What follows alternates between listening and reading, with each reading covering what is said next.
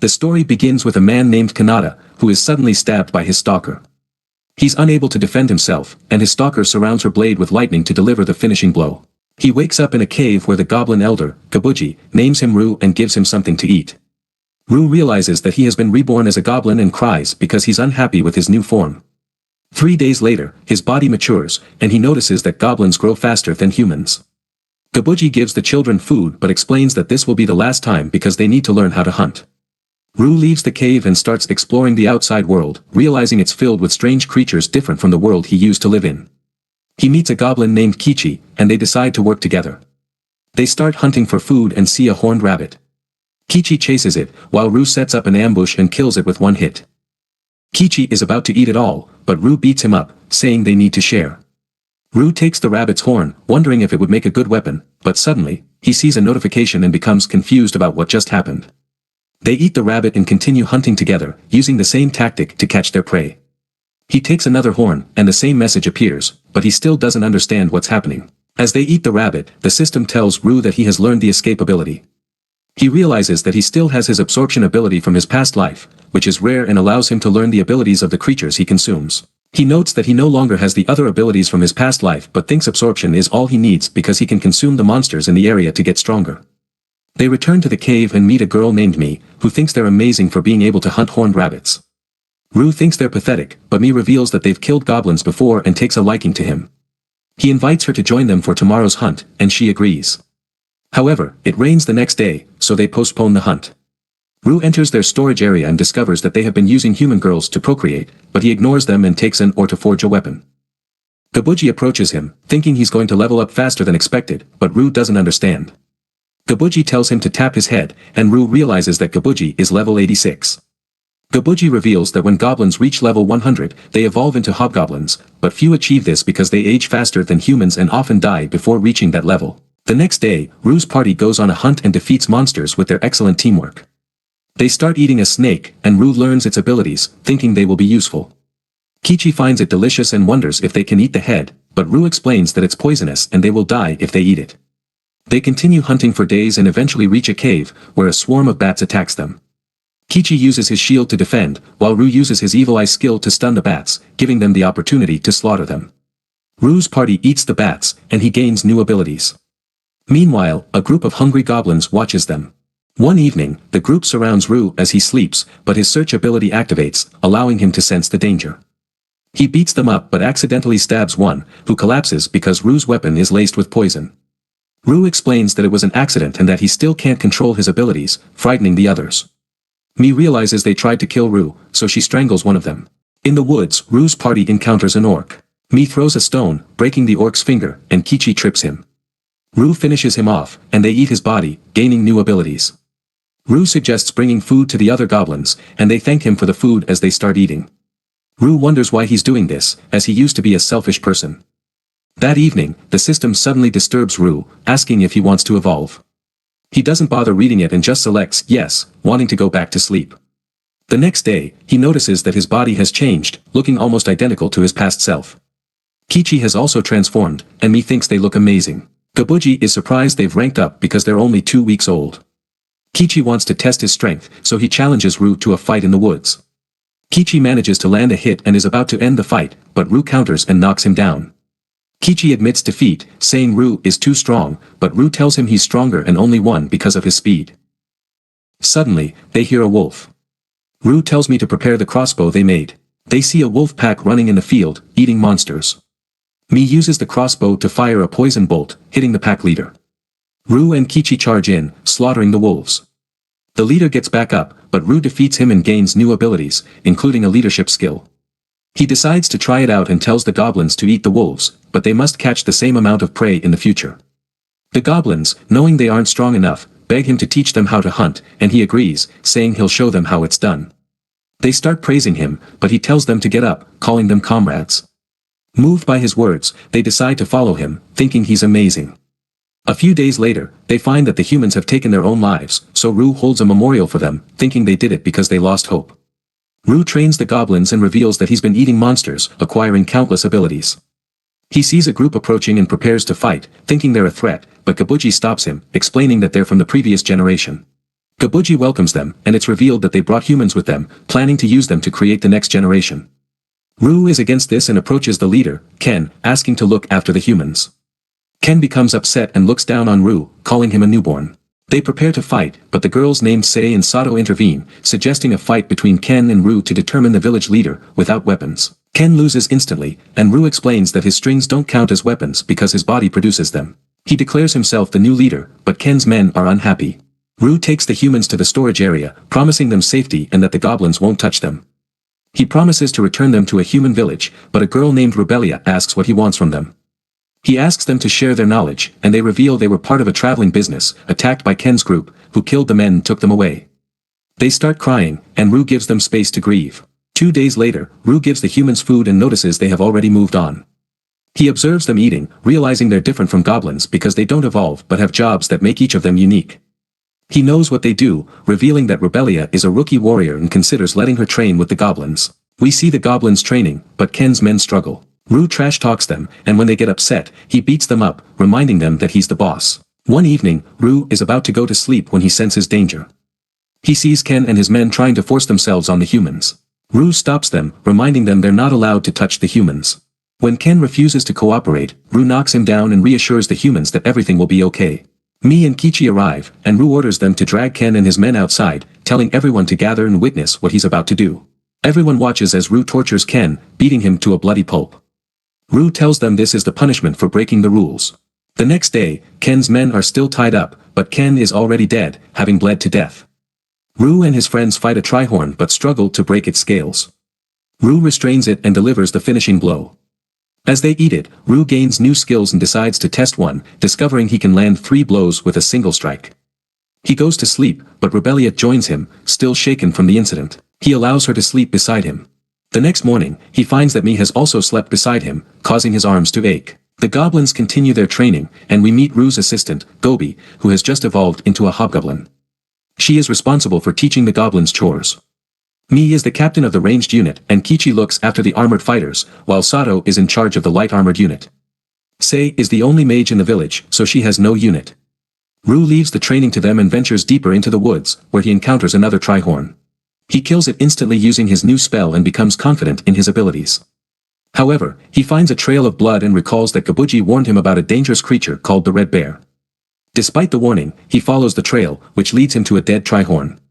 He realizes the creature that killed it must be incredibly strong. The ground starts shaking as the Red Bear appears, threatening to kill him. Rue considers running away but decides to fight, aiming to acquire its skills. He uses his magic and rushes at the bear, aiming for its head, but the bear blocks the attack.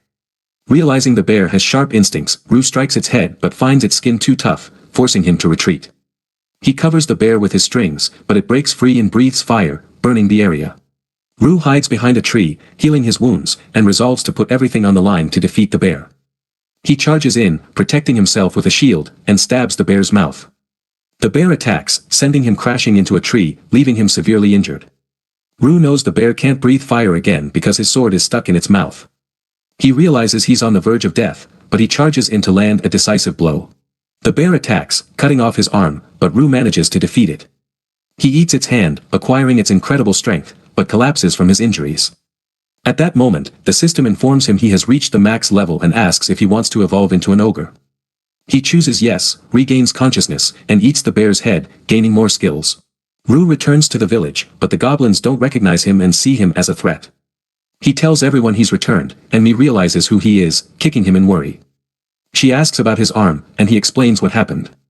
The goblins are amazed he defeated the Red Bear, thought to be the apex predator in the woods, and start asking questions. Rue is just glad to be back alive. Mi and Rebellia start following him around. One of the girls, Emery, checks his worn-out weapon and gives him a new knife made from spirit stone, which makes Rue happy, though Mi and Rebellia get jealous. Rue talks to the twins, impressed by how adaptable they are, and thinks they would make good wives. Rebellia hits him for this comment. He checks on Spinel the alchemist, who feels guilty for making poison for self-defense before trusting Rue. He reassures her, but suddenly senses an intense killing intent. Rue can no longer participate in training the others because his strength injures them even with a light punch. Kichi's armor is nearly destroyed, and Kichi feels demoralized, going out to train alone. Sato and Mi get along, while Gobi mines for spirit stones. Rue hangs out with Sei and says he's glad he ate a slime, allowing him to use his arm somewhat. The next day, Gobi rushes to Rue with an injured spirit, which he heals. The spirit introduces herself as Latana and thanks them for helping her.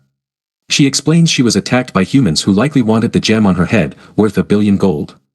Latana asks for their help in getting rid of the humans. She explains her master, a legendary magician, would prefer giving them the treasure than letting humans have it. Gobi wonders what to do, and Rue decides to check it out. Rubelia is concerned, but Rue assures her he doesn't plan to kill the humans and promises to try persuading them. Rue and Gobi go to the meeting hall, which leads to the treasure room. He tells Gobi to hide and confronts the adventurers himself. They are surprised to see an ogre and attack, but Rue finds their attacks too simple, noting they rely too much on levels and job advancements.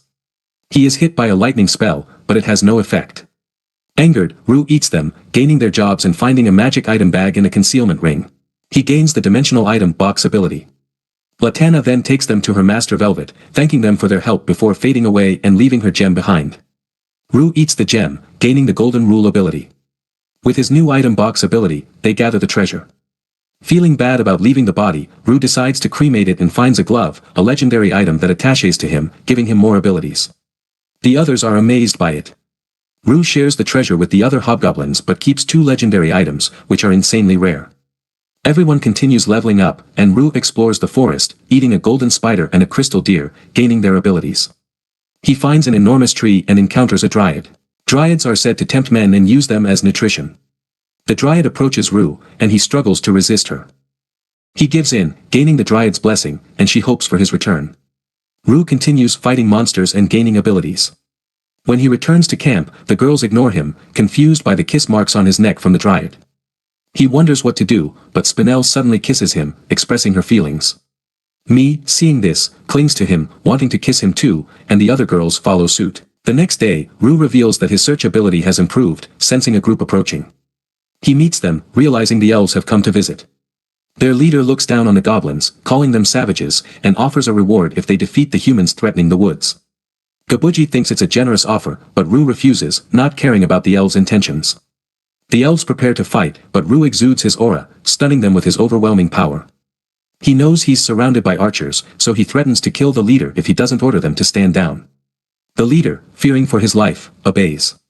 Rue explains that he turned down the elves' offer because he didn't like their tone, but he will protect the woods with his life since it's his home too. He shows his power by summoning countless spears around the elves, so they decide to retreat. We then see Rue hunting a gray slime and consuming its core, which gives him a new skill called auto-replication. He decides to try it and uses his blood to summon a tiny creature, realizing he can use it to see what's happening around. He decides to put his blood on the girls' clothes to help protect them. A few days later, Rue senses the elves approaching again. Their leader orders an attack, but Rue lets out a powerful roar, stunning the elves. He captures them with his web and asks the leader why he returned. The leader admits he wants revenge, though his companions tried to stop him. Rue announces he will kill the leader but offers the others a chance to live by fighting in mock battles against the goblins. Later, 6 elves are defeated, and Rue eats them to gain their skills. He tells the remaining elves they will be kept as prisoners. Gabuji is excited because most of the captives are women, but Rue warns him not to touch them. The leader begs for his life, but Rue executes him and then eats him. Kichi returns to the cave after defeating a bear and evolving to the max level. Everyone is surprised, but Rue is pleased with Kichi's progress. We learn that Kichi evolved into a special variant with the blessings of the demigods. He challenges Rue to a fight, thinking he can match Rue's power. They spar, and although Kichi puts up a strong fight, Rue wins. He acknowledges Kichi's strength and recognizes him as a rival. Rue later has a dream where a dark figure gives him a gift. When he wakes up, he finds that the goblins are inspired by Kichi and are evolving. Spinel tests their abilities, revealing that one can become a mage. She introduces Rue to a hobgoblin named Ji, who would make a good cleric. Rue also learns that Sei has evolved into a half-spell lord, though she is puzzled by strange markings on her body. Outside, Sei tests her powers by launching multiple fireballs, causing destruction. She boasts about her magic, but Rue says he's seen enough. She hasn't reached her full potential yet and can still evolve into a spell lord. She receives new equipment, and Rue notices the villagers are getting stronger. The next day, older goblins approach Rue, saying they don't like how he's running the village and want to leave. Rue bids them farewell, offering them a parting gift, a knife made of mithril. He then encounters an orc with a dead human, kills the orc, and consumes the human's body to gain an interesting ability. Back at the cave, Spinel gives Rue a drink, which he realizes is beer. They have a feast, and Rue informs everyone about the goblins who left. He asks if anyone else wants to leave, but everyone stays silent, indicating they are happy in the village. They drink together, and Rue uses his blood to create earrings that allow him to communicate remotely with the others. Gobi defeats a Trihorn in one hit, but Rue notices it's still alive. He uses the ability he gained from the human, called Monster Tamer, to tame the Trihorn.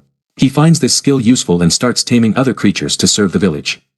Robelia fights kobolds and unlocks a new job, the Noir Soldier, which allows her to level up faster. But, she needs to keep consuming monsters in order to survive. Robelia informs Rue that humans have entered the woods, signaling that war is imminent. They soon face a horde of skeletons chasing kobolds to the cave. Rue orders his men to fight the skeletons, but they find that their weapons aren't effective. Rue realizes the skeletons are weak to blunt attacks and orders his people to fight with their fists. He takes charge, defeating the skeletons and acquiring their abilities. The kobolds, grateful to Rue for saving them, acknowledge him as their master. They explain that they accidentally awakened the skeletons while digging into a treasury. Rue decides to help them recover and reflects on how diverse and interesting his village is becoming. Rue and Kichi go hunting and spot a suspicious group of humans. Rue learns they plan to kidnap the daughter of the elf chief. At night, the humans attack, killing the elf guards and attempting to capture the girl. Rue intervenes, easily defeating the attackers. He interrogates one of them and learns that humans plan to attack in about 20 days. The elf girl initially distrusts Rue but calms down when he explains the situation, including a traitor among the elves. The next day, Rue escorts the girl back to her village, where they are met with archers aiming mithril arrows at them. The girl tells the elves to stand down, calling Rue her savior. They meet with the elf chief, who rewards Rue with an ancient item. Rue provides information on the humans' plans, and they make a deal. The chief gives them more rare items and a gift of alcohol and medicines. Rue promises to help the elves if they're ever in trouble. The next morning, Rue discovers that Mi has evolved into a damper variant with the ability to control ice and a bewitching effect.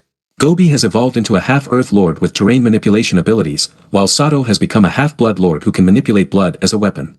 With the war approaching, Rue prepares everyone for battle, giving communication devices to the kobolds. The elves refuse the devices due to cultural taboos, but Rue convinces them to use them for safety. Rue summons a black armored skeleton for training, learning that he can summon other kinds of undead. However, they burn up in sunlight. There are now over 100 people in their group, with the kobolds being the weakest. Rue takes them for extra training and catches more wolf familiars at night. Rue discovers that the halberd he used to fight the red bear has taken on a new form. It seems Emery improved at using materials they got from the elves. Rue is amazed by her work, and it turns out she has also ranked up to an elemental smith. Kichi approaches Rue and admits that he likes Gobi. Rue thinks it's obvious but Kichi doesn't know how to tell her. Rue advises him to just go for it, as the sooner he gets an answer, the sooner he can move on. So, Kichi confesses his feelings to her that night. The next day, everything seems to have gone well because Kichi feels stronger than ever. We find out that Gobi was also asking me for advice, which is how Rue knew things would work out. After training, the group goes hunting, and Rue gains more new abilities. He tries the exoskeleton ability, which gives him a suit of armor with built-in healing and impact absorption. However, he finds it too extravagant and takes it off, only to end up naked as the skill used his clothes as material for the armor. The skill can use different materials, so he tries it with another material and gains insect wings but struggles to get used to them. The group continues to improve, with Emery creating a rapid-fire crossbow and Spinel crafting a new item from black skeletons. A group of elves sent by the chief visits them, informing them that the humans have started their attack. They promise a great reward, and Rue agrees to help, provided they can operate freely. He gives the elves a communication device to pass to their chief. Excited, Rue gathers everyone and announces they will become a mercenary group. Sei asks for their name, and Rue chooses Parabellum, meaning prepare for war. Everyone gets excited. Rue leads his group early in the morning to a human camp surrounded by a magical barrier. Sei suggests destroying it, and Rue orders everyone into position. He uses his gauntlet to fire a powerful blast that shatters the barrier in one hit, causing the humans to panic. Gobi creates an earth wall around them, and Sei sets the camp on fire with her magic. Rue summons countless skeletons and prepares to eliminate the humans, who begin to fight back. A knight named Therese, their commander, orders her soldiers to take Rue down. One of her mages launches a barrage of projectiles, creating an opening for her to charge in. She uses another spell to move with incredible speed. Rue is impressed by her skills but casually knocks her away. Rue recognizes her talent and wants her to join his group, but she refuses, saying he will never take her alive. He orders his team to capture the talented humans and kill the useless ones. Mi uses her evil eye to control the soldiers, making them attack each other. Sei manipulates their blood to create swords and slaughters the humans. Even after her men are defeated, Therese continues to fight, stabbing Rue with all her might but failing to pierce his skin. Another mage summons a dragon, trying to save Therese, but Rue neutralizes it with a magical shield. After the battle, Rue celebrates with the elf chief, who thanks him for handling the humans. Rue checks on the captured humans, giving them medicine from the elves. Therese is suspicious, thinking he plans to use her for breeding. Rue gives them ear cuffs that prevent lying, allowing him to extract information. He shares this with the chief, who promises alcohol in exchange. Rue uses the communication device to inform the chief that the humans are planning to attack from different directions, having scattered their soldiers in the forest. Rue prepares to ambush the humans and sees hundreds of soldiers marching through the woods. He gives the signal, and his men block the path. The soldiers panic as boulders fall from the cliffs, killing many. They fall into Rue's traps, and the goblins attack. Kichi captures the human leader, who tries to fight back but is eventually subdued. The prisoners worry they will be jailed, but their leader, Crowback, assures them otherwise. Crowback, a commoner, tells them to calm down. Rue interrogates Crowback, who reveals that the humans are searching for a secret elven medicine to cure their princess's incurable disease. Rue thinks the humans are greedy, believing they want to heal her only because she is engaged to an emperor. Gobi discovers a hot spring, and Rue builds a bath for everyone to relax. The next day, Rue trains the prisoners to improve their combat skills through mock battles. We see Sei and Mi commanding the prisoners, while Rue notes their capability. Crowback challenges Rue to a fight, but Rue easily defeats him. Rue then removes Crowback's collar, appointing him to train Rebelia, wanting her to become stronger. Rue meets the elf chief, who accepts the injured prisoners. Rue asks about the secret medicine that can cure all illnesses. The chief reveals he already gave it to Rue, advising him not to let the humans have it. Rue tries the medicine and gains the medicine blood ability, which he uses to heal a prisoner instantly. The next evening, a human commander enjoys tea when Rue's spear suddenly pierces him, taking out nearby soldiers. Rue's team appears and wipes out the remaining humans. The following day, Rue visits the chief, who wishes to end the war. The chief sends his elite unit to support Rue, anticipating the final battle. Therese tells Rue she wants to serve him but asks him to give the secret medicine to the humans to save the princess. Rue considers the implications, including potential religious conflicts, as he holds the blessing of the god of demise and origin. He tells Therese he will think about it. Rue's group approaches the enemy base, knowing they are outnumbered. He recalls scouting the area and learning from Crowback and Therese about the Rugal Orden, a group of 8 heroic warriors blessed by the gods. Rue looks forward to fighting them, hoping to gain their powers. He summons skeletons, despite Mi's reminder that dawn is approaching. He explains his plan and orders his friends to secure the perimeter. Rue's skeletons charge in, causing chaos among the humans. Although the skeletons start to disappear with the rising sun, Rue covered them in slime to protect them from sunlight. Rue joins the battle, using water and blood to unleash a powerful wave, wiping out the soldiers. A boy named Philip, one of the Rugal Orden, approaches. Rue knows him as the Bong Bug but dislikes the nickname. Philip, blessed by the god of demonic insects, shows his powers by creating and releasing bugs. As the soldiers start moving, Rue observes that they aren't zombies since the sun isn't affecting them. He suspects they are being controlled by parasites. Philip explains that the members of the Rugal Orden aren't as powerful as heroes, but they can strengthen their allies. He uses his ability to transform the soldiers into insects, and they attack Rue. However, Rue cuts through them, and Philip, impressed by his skills, decides to control the insects for coordinated attacks. Despite getting hit, Rue's regeneration prevents the insects from killing him. Philip then summons a massive centipede, classified as a natural disaster, which paralyses Rue with its venom. The centipede puts Rue down, and Philip orders it to finish its mission. However, Rue manages to disappear and launch a surprise attack, which Philip barely dodges. Philip wonders how Rue survived, suspecting he used a fake corpse. As Philip prepares to use his secret weapon, he starts bragging about his power, but Rue suddenly attacks, shattering his vial. Feeling disrespected, Philip reveals tentacles from his body and creates a suit of armor by consuming corpses. They battle, but Rue counters and blows him away. As Rue flies, Philip wonders how he's so powerful without an epic awakening. Rue reveals his insect outfit and summons his exoskeleton, claiming they are evenly matched. Rue lands a devastating blow on Philip, sending him crashing to the ground. Meanwhile, Rue's friends defeat the enemy soldiers, but Mi senses something is wrong and flies off. Philip decides he's had enough, abandons his armor, and tries to escape. Rue chases after him but is slowed down by the armor. Mi arrives and is relieved to see Rue is okay. Rue reveals he sent a replicant with stealth abilities to find the human leader. He speaks to the prince of the kingdom, offering the secret medicine to save the princess, signaling his desire to end the war. The soldiers ask for instructions, and Rue tells them to send a messenger, as they've already acquired the secret medicine. Rue didn't want to kill the prince, fearing the kingdom's retaliation. Gobi destroys a cliff, creating a wall around the forest, and they tend to their wounded soldiers. As two humans try to return to their base, they encounter Rue. He spares them, declaring the war is over. Rue holds a funeral for his fallen comrades, noting the loss of 30 due to the war. They burn the corpses to prevent them from turning into zombies or ghosts. His friends cry, and Rue vows to do whatever it takes to ensure their survival. Some goblins evolve after the battle. One becomes a half-saint lord, gaining a strong shield ability, while another becomes a ghoul from eating zombies. Rue is wary of her. He also meets Mei, who has gained remote viewing ability with eyes all over her body, making her useful for gathering intel. The leader of the kobolds, Akita, evolves and reveals his true name to Rue, a sign of loyalty. True names are special and must be kept secret to prevent curses. Rue considers what to do with the prisoners, offering them a choice to leave or stay as provisional members. Some are unhappy being treated as rookies despite being stronger than other goblins. Rue challenges them to a fight, and they activate their orb weapons, but he easily overpowers them. They heal their wounds, but Rue gets hit by a sneak attack, sending him flying. The attacker, a gorilla man, declares himself the boss, but Rue punches him back, destroying him. He finds the half-damper flirting with me and gives him a special beating. Despite this, they gain 50 new provisional members.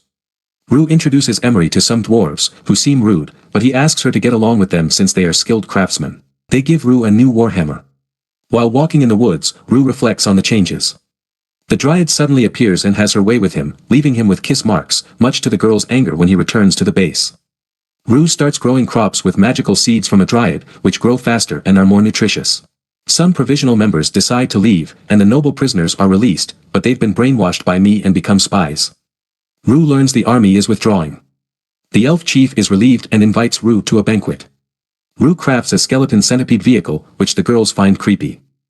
He explains it can be used as a vehicle and plans to take them back home, giving them a chance to choose whether to stay. During a feast to welcome new members, they discuss the centipede's intimidating appearance. The damper, Danny, notes the disdain for demi-humans in the Empire and the Kingdom, so a guarantor from a noble family will be needed to enter the city. Zai offers to help him out. Before they leave, Rue divides the group to gather information about the outside world, reminding them that no one is allowed to die. As they head toward the city of Triant, they arrive at the new part of the city, causing panic among the residents who fear they are about to be attacked. Rue's companions explain their situation, and they find a place to stay. Rue tells the girls they can leave his party and stay in the city, but he values them and prefers having them around. Rubelia shows Rue the Adventurers Guild, where he is immediately attacked. After defending himself, an old man advises them to register as adventurers. Mei invites Rue to go shopping, but he needs to gather intel and disguises himself as a human. He overhears people talking about him, realizing it will be challenging to advertise his company. He is ambushed by thugs, whom he defeats and eats. He notices the thugs wear rings with the same design, indicating they work for a criminal organization. He overhears a boy arguing with men who refuse to release a hostage despite receiving payment. The boy threatens them, but they take him down. Rue intervenes, knocks out the men, and infects them with his replicant. The boy thinks Rue should have killed them, but Rue has a plan and gives him a business card, inviting him to contact Parabellum for help. That evening, the boy visits Rue, seeking help to rescue a kidnapped princess. Rue reveals he knows where to find her. They find the thugs' hideout, and Rue eliminates them, leading the boy to the princess. Upon examining a document, Rue realizes the whole thing was planned. He advises the boy not to tell anyone, but the boy refuses. Dan uses hypnosis to make him comply. The next day, Rue learns about the next generation of goblins and is glad. However, he worries about the human girls leaving him, so he visits them. They reassure him that they want to stay, and he thanks them for their loyalty. Later that day, the princess visits Rue, knowing he was the one who saved her. She introduces herself as Ellis Sternbell and mentions that she knows about Parabellum. She asks them to escort her to the royal capital, but Rue refuses, reminding her that she has guards. Ellis insists, saying her guards are useless, and the boy reveals that she will pay them with a gold plate for the job. The girls inform Rue that a gold plate is worth 1 million gold coins, making the offer too good to pass up. Rue accepts the job but is puzzled why Ellis has no guards. She explains that she left them behind, and Rue worries that they might mistake him for a kidnapper, but he decides to honor the contract. They ride the skeleton centipede, and along the way, the princess points out a herd of buffalo. They kill one for food, but Rue comes up with an idea to tame a buffalo to make the skeleton centipede less conspicuous. As they continue their journey, they hunt monsters, but Ellis keeps putting herself in danger, causing Rue to realize she's trouble. They come across a nest of turtle snakes, and Rue pulls them out. Ellis apologizes for her reckless behavior and helps prepare the food. They enjoy the meal together and continue their journey. Rue notes that Ellis understands the dangers of monsters but does ridiculous things out of curiosity. The boy, a knight, is about to train with Rue, but Ellis insists on joining because she wants to learn to fight. Rue observes that the boy lacks combat experience and needs to get stronger. He also sees potential in Ellis and knows she is determined to improve. They discuss the route and learn that the shortest path is extremely dangerous because it involves passing through the territory of the strongest creatures in the mountains, the fillet eagles. The boy mentions that their leader, the jade eagle, has a god's blessing, making it very powerful. Everyone suggests avoiding it, but Rue decides to hunt it. They encounter the fillet eagles, and Rue captures all of them. The group eats them for breakfast, but the jade eagle appears, leading to a battle. After an hour, everyone worries when they see Rue has lost an arm, but he regenerates it by eating it. He reveals he wasn't fighting seriously before, then unleashes his full power, defeats the jade eagle, and discovers a soul stone next to its heart. The girls realize it's extremely rare and valuable. Rue eats the jade eagle, gaining its abilities. Ellis asks why he eats everything he kills, and Rue explains that he does it to take on their regrets and grudges, acknowledging that his explanation might seem strange. They arrive at the village of Mason, where the people panic and prepare to fight Rue. However, Ellis shows them her crest, silencing them and allowing Rue to enter the village. The mayor gives them a place to stay and shows them the tourist spots, wanting the princess to enjoy her time. That evening, everyone drinks together, and when a man touches me, she beats him up. Rue challenges the villagers to a drinking competition, offering 4 silver plates as a prize. The villagers accept, but they all get drunk, as ogres can't get drunk. Rue did this to make them forget about Mi's incident. The next day, they continue their journey. Rue realizes that the twins are both pregnant with his children. He calls Kabuji, unsure of what to do, but Kabuji tells him they won't make it back to their village in time because ogre children are born quickly. Kabuji also mentions that human women may not survive the birth. Rue finds a place for them to give birth, telling the twins to hang on. They assure him they will be fine, but Spinel notices they are getting weaker and need something nutritious. Rue removes his arm, offering it to them for sustenance, but they refuse. He takes a bite himself and kisses them, forcing them to consume it, saying he doesn't want them to die. They reach a cave where they are attacked by bears, but Zai and the others handle the situation. Rue prepares a bed for the twins and uses his healing ability to keep them alive as their bellies expand. He successfully delivers the babies, and the sisters survive. Rue feels relieved and realizes he is now a father. Kabuji calls, saying the children are likely mixed blood and suggests removing their horns to avoid societal rejection. Rue disagrees, promising to love them regardless. He names the girl Oro and the boy Argent, after the colors of their orbs. The next day, Rue leaves the cave alone in search of a powerful monster. He encounters a giant deer, the white stag, and thinks it's a boss-level creature. Though he doubts his ability to defeat it, he fights it anyway. The stag removes its antlers and runs away. Rue considers eating the antlers but decides to save them for his children. He then encounters a group of adventurers fighting monsters. He watches as their leader fights a creature called Baylor. Rue notes Baylor's strength but also sees the adventurers struggling. Baylor is defeated by magical arrows, and Rue collects his remains. The adventurers, thinking Rue is a threat, prepare to fight him, but Rue offers them potions in exchange for Baylor's remains. The adventurers accept, and Rue departs, interested in the leader's skills. Rue eats Baylor and returns to the cave, where his family welcomes him back. He gives the white stag's horn to his children to enhance their abilities and shares some with Rebellia, gaining strange new powers.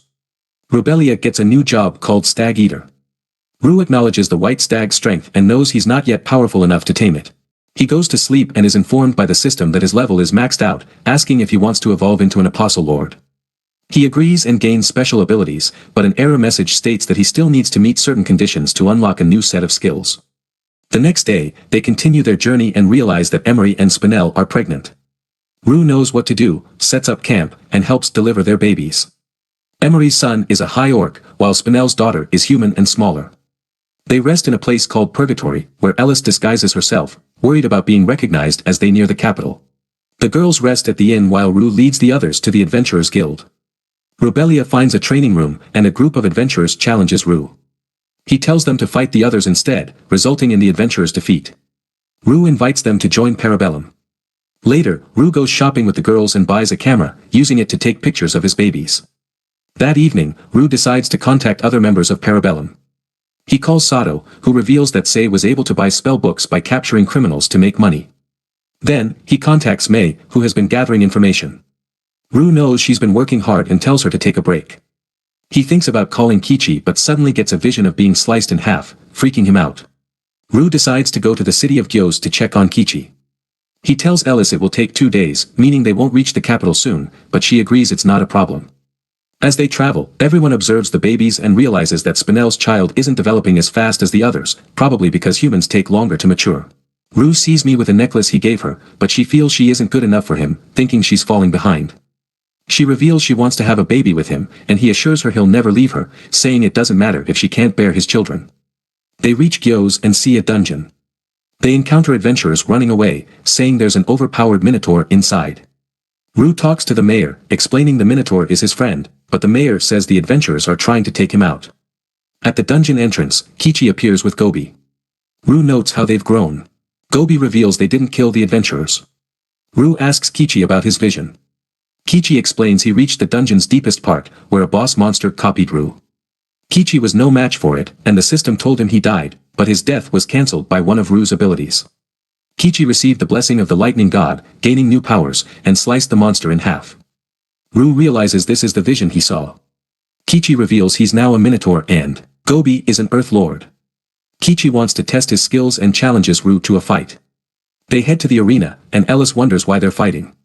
Mei explains they're rivals. Kichi wants to be considered Rue's equal, knowing he has never won against him.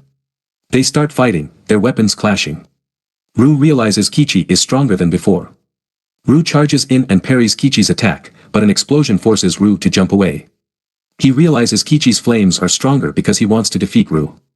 They clash again, and Rue uses magic to attack from behind, but Kichi defends himself and summons a ball. Rue struggles to avoid it and uses a new ability to boost his stats. He throws Kichi away and attacks with ridiculous speed. Kichi struggles to defend himself and unleashes a burst of flames, confusing Rue. Kichi lunges at Rue, who tries to stop him with magic, but Kichi blocks it with his shield and attacks Rue with everything he has. The powerful shockwave threatens everyone in the arena, and Kichi realizes he forgot to hold back, worried he could have hurt his friends. Rue recovers, telling him to be careful, and dashes in with a new skill, unleashing blazing fists. Kichi tries to block, but his shield breaks, and Rue lands the finishing blow. Rue recalls their goblin hunting days, realizing how far they've come. After the fight, Kichi and Gobi head home, and the group reaches the royal capital. Ellis takes them to her palace and tells them to stay as she prepares their reward. They have a feast for dinner but struggle to sleep in such nice rooms. The next day, Ellis gives Rue his payment and a card for free access to the capital. Rue wonders if he should accept it, but Ellis plans to request his services again, so she wants him to return freely. Rue leaves some of his replicants in the city, and the group heads back. The trip goes smoothly, but Mei is depressed, worried about falling behind Kichi. Rue reminds her he will never abandon her and promises to help her train.